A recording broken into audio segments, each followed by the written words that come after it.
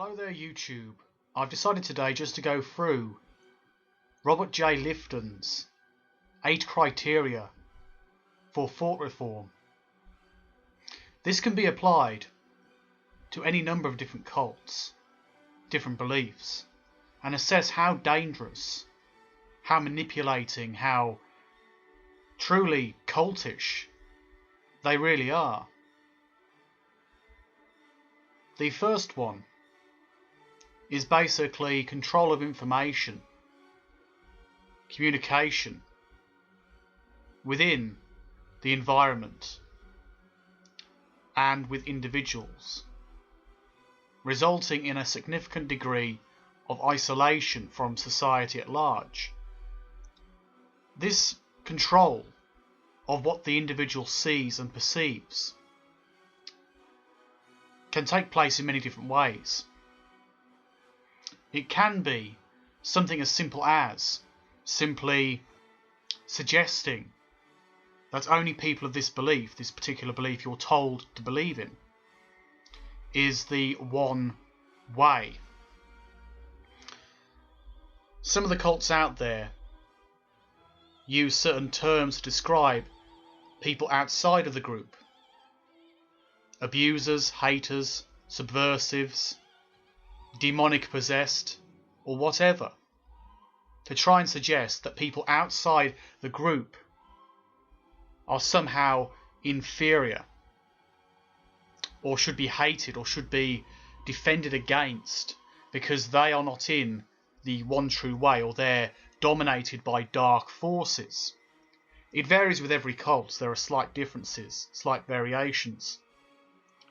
Some may try and claim that there are demonic forces at work, other people simply that if you don't have the right ideas you cannot be trusted, or the external world is not enlightened enough to be there for you or work for you, or it will damage your own spiritual progression.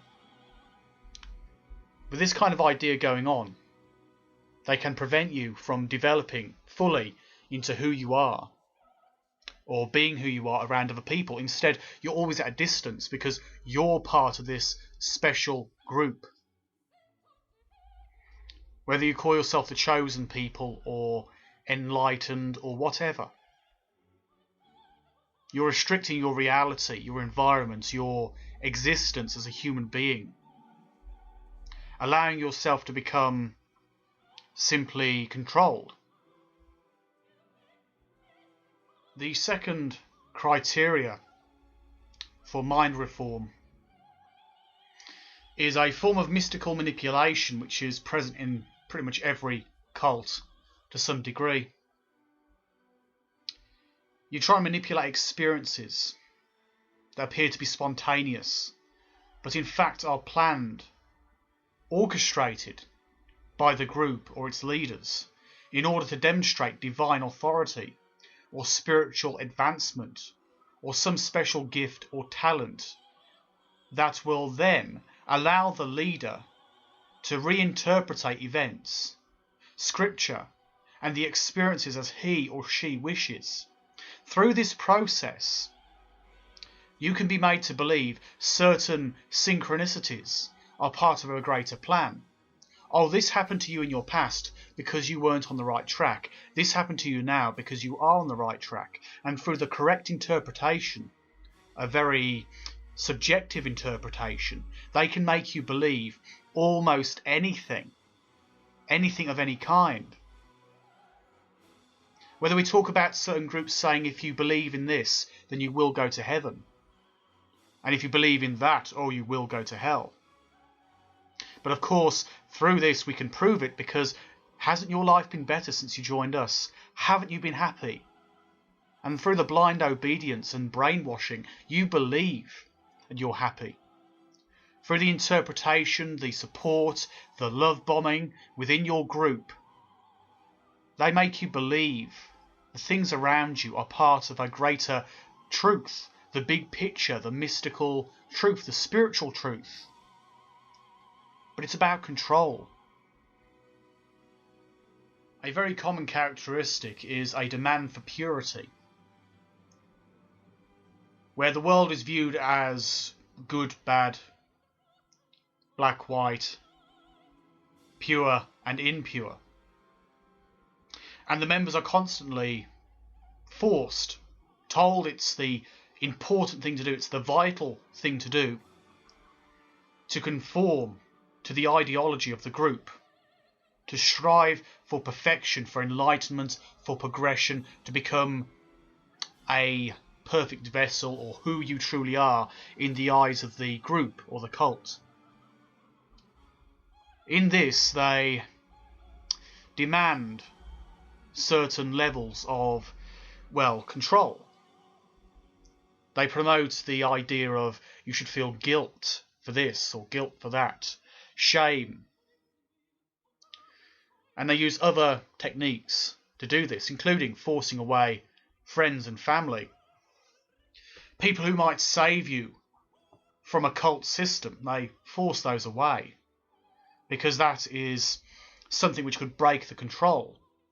If you had good friends around you and you're talking about some bizarre religious control system, people would realise and would try and talk to you and say, well, can't you see? Can't you see? And you might even break away from the cult, but the cult or the religion or the organisation knows this.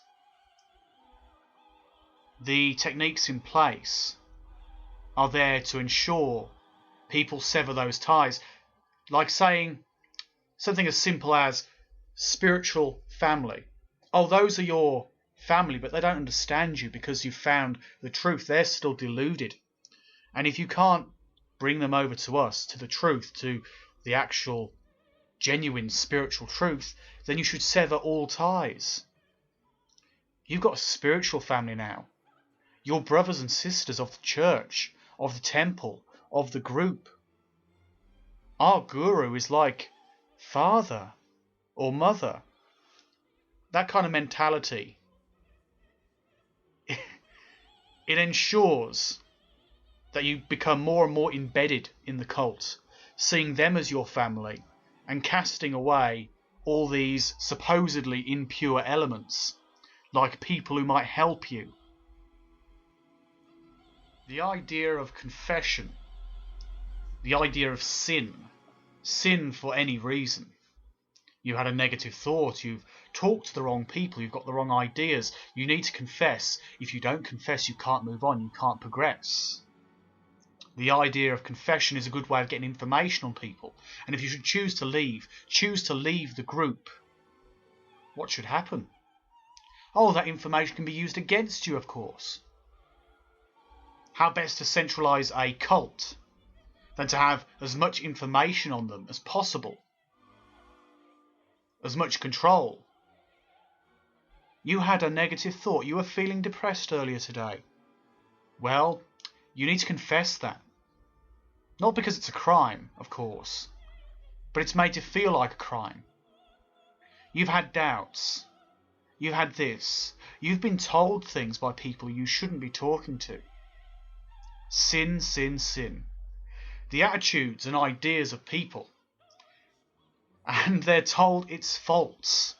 Not reason, not inquiring into different elements. Not simply an agent of doubt which you can use to try and think about the world around you and what you really want to do, but break you down. When you take away the idea of doubt and these attributes and attitudes you hold dear, or perhaps you just simply happen to have, you break those down.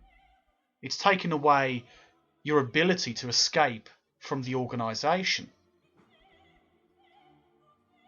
And this information is, of course, going to be exploited by the leaders, by the inner group, who realise if you should try and leave, they know a lot about you.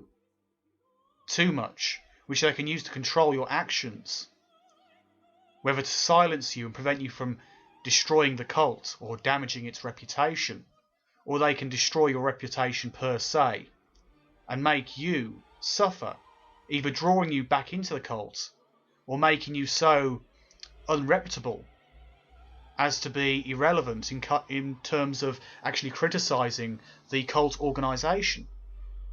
They can say you're subversive, they can say you're infected, or possessed by certain elements, beliefs, ideas, they can use that to their advantage.